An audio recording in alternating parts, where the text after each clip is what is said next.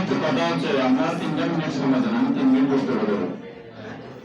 পৃথিবীর প্রতিটা দেশে আমরা যারা মানুষ, আপনারা সকলেই জানেন যে একটি রাষ্ট্র ব্যবস্থা তৈরি হওয়ার জন্য 4টি এলিমেন্ট দরকার হয়। এর মধ্যে সবার আগে হচ্ছে জনগণ, তারপর হচ্ছে নির্দিষ্ট ভূখণ্ড, তারপর হচ্ছে সরকার এবং তারপর হচ্ছে সার্বভৌমত্ব। এই 4টি এলিমেন্টস এর মধ্যে সবচেয়ে ইম্পর্টেন্ট এলিমেন্টস হচ্ছে জনগণ।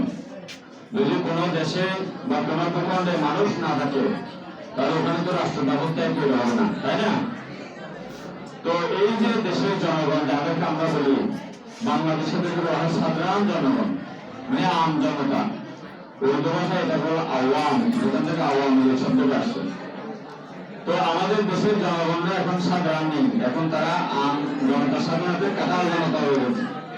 এটার কারণ হচ্ছে জনগণ নিজেই জানে না তারা যে কোনো রাষ্ট্র ব্যবস্থায় নাগরিক হয়েছে।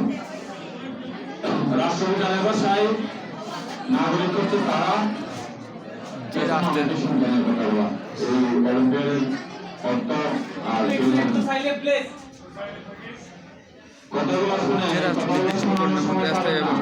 এমন সময় আসতেছে যে নিজের জীবন নিয়ে পালানোর সময় পাওয়া যাবে না। সুতরাং কথা শুনেন, এবং এই কথাগুলো আপনাদের জেনারেশনের কোনো লোক বলতে পারবে না। এটার কারণ আছে, কারণ আপনারা চাকরিজীবীদের জেনারেশনের লোক, আপনাদের পুরো জীবন ব্যবস্থা চাকরি কেন্দ্রিক। সুতরাং কথাগুলো শুনুন, ভেরি ইম্পর্টেন্ট এগুলো। তো প্রতিটা দেশকে বাঁচিয়ে রাখার জন্য সেখানে নাগরিক থাকতে হয়। নাগরিক কারা? যারা রাষ্ট্রের প্রতি দায়িত্ব পালন করে এবং রাষ্ট্র থেকে অধিকার বুঝে নেই, তাদেরকে বলা হয় নাগরিক। নাগরিকের তাহলে মোটা থাকে 2টা ডিউটি, তারা রাষ্ট্রের প্রতি দায়িত্ব পালন করবে আর রাষ্ট্র থেকে অধিকার বুঝে নেবে। তো আজকে এই গণতন্ত্রের সাথে রাষ্ট্রের একটা ভালো সম্পর্ক আছে। যখন বলছিলেন আপনারা অনেকেই নাকচ করেছিলেন, তা আমি সেটার সাথে অ্যাটাচ করে বলি, রাজনীতি হচ্ছে নীতির রাজা। রাজনীতিকে যখন আপনারা সমাজে পড়বেন, সমান পথ পড়বেন রাজনীতি কি, তখন এটা হচ্ছে নীতির রাজা। এই অর্থাৎ যেটা নীতি, যত নীতি আছে পৃথিবীতে, সমাজ নীতি, অর্থনীতি, রাজনীতি, এর মধ্যে সবচেয়ে শ্রেষ্ঠ নীতি হচ্ছে রাজনীতি।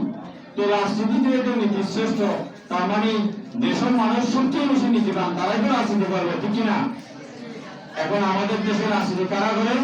লাস্ট বেঞ্চে যে বসে, যার রোল নম্বর 100 পার হয়ে গেছে, যেগুলো কারণে বলছি না, তুলনামূলক কথা বলছি, যে লোকটি কোনো পড়ালেখা করে না, যে লোকের সাথে জ্ঞানের শিক্ষার কোনো সম্পর্ক নেই, সে লোক লাস্ট বেঞ্চে, সেই ব্যক্তিগত রাজনীতি।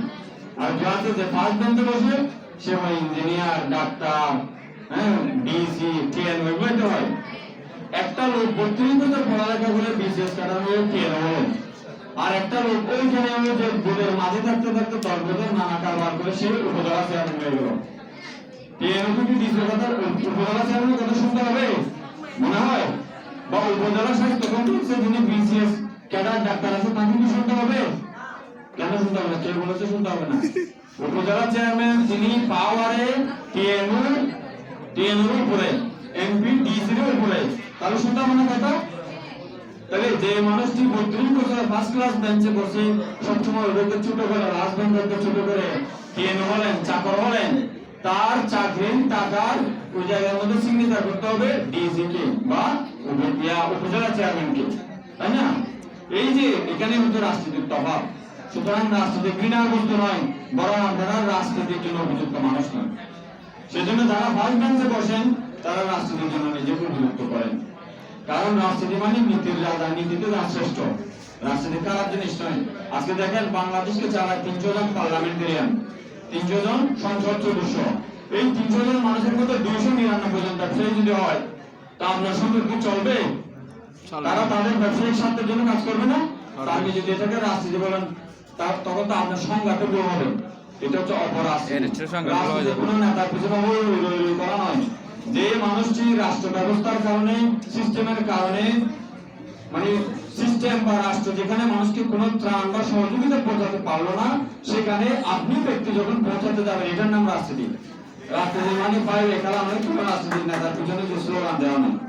সুতরাং এটাকে যদি রাজনীতি বলেন, তাহলে যা চলছে সেটা কি বলা যায়? অপরাজনীতি বলা যায়। সুতরাং অপরাজনীতি আর রাজনীতি মিক্সার করে কথা বললে হবে না। আমি আপনাদের সবাইকে দায়িত্বশীল নাগরিক হওয়ার জন্য আহ্বান জানাই। যদি আপনারা দায়িত্বশীল নাগরিক হন তবেই কেবল রাজনীতিতে পরিবর্তন আসবে, নইলে এ থেকে কেমন পর্যন্ত যদি আপনারা পড়ালেখা করেন, শিক্ষিত হন, চাকর হন, ক্যাবিনেট সেক্রেটারি যদি হন, আলটিমেট এমপি নিচে থাকবেন আপনারা। এবং আপনাদেরকে তাদের কথা শুনতে হবে। এই যে একটা বুক হয়ে গেল, ক্যাবিনেট সেক্রেটারি থেকে চৌকিদার আনসার গুলি পর্যন্ত সবাই কাজ করছে না। এখন আপনি যদি বলেন যে প্রত্যাশিত করা হয় নাই, তখন তো ওই ক্যাবিনেট সেক্রেটারি থেকে যারা আনসার গুলি পর্যন্ত চাকর, তারা সবাই দায়ী, ঠিক না? ওরা যে দায়ী, এটার কারণ আপনারা। আপনারা যদি শুদ্ধ হতেন, আপনারা যদি রাজনীতি বুঝতেন, রাজনীতি করা জরুরি নয় কিন্তু বোঝা জরুরি। সুতরাং রাজনীতি সকলে বোঝার চেষ্টা করবেন, দায়িত্বশীল নাগরিক করুন। আশা করি দেশের পরিবর্তন আসবে, নইলে দেশের সকলের কপালে দুঃখ আছে, এই দুঃখ নিয়ে আপনাদের মরতে হবে। ধন্যবাদ।